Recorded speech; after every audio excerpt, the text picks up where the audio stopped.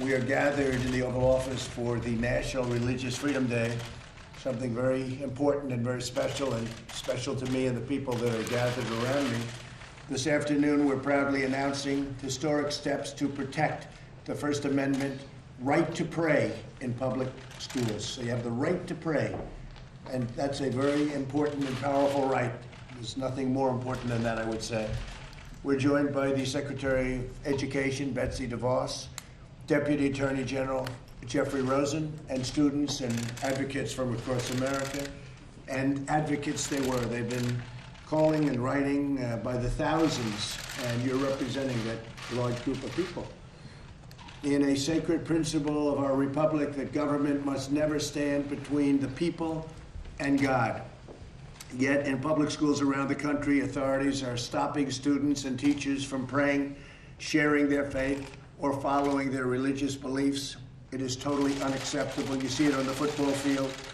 You see it so many times where they're stopped from praying, and we are doing something to stop that. Tragically, there is a growing totalitarian impulse on the far left that seeks to punish, restrict, and even prohibit religious expression. Something that, if you go back 10 years or 15 years or 20 years, it was unthought of that a thing like that could even happen, that anybody would even think of something like that happening. That is why today my administration is issuing strong new guidance to protect religious liberty in our public schools. The right of students and teachers to freely exercise their faith will always be protected, including the right to pray. So we call this the right to pray. Is that a good idea? Good, right? You like that, right? 9 federal agencies are also proposing new rules to roll back discriminatory regulations. So we have rules to roll back discriminatory regulations on religious service organizations. And earlier this afternoon, my White House released a new memo to make sure federal funding is never used to violate the First Amendment, which is a very big deal. With us today is Hannah Allen, a high school freshman from Texas. Hannah, would you tell us what happened at your school with respect to you and prayer? Hannah? Thank you, Right.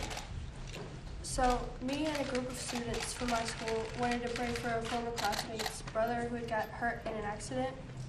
After the prayer, our principal told us, "Don't do that again." So the next day, parents had called and complained. He told us that we could pray, but he said we had to hide in the gym or behind a curtain or somewhere away from everyone else.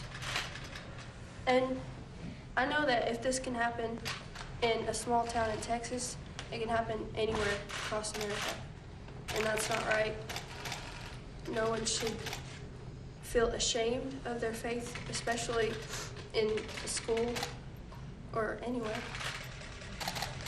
Well, what ultimately happened? How was that resolved? So we got with First Liberty. They've been amazing. They supported us the whole way. And they sent the school a letter, and the school complied with the letter and changed it. And now you're able to do that? We are. Good. Well, now it's going to be much easier yet, okay? All right? Thank you, darling. That was beautiful. Thank you very much.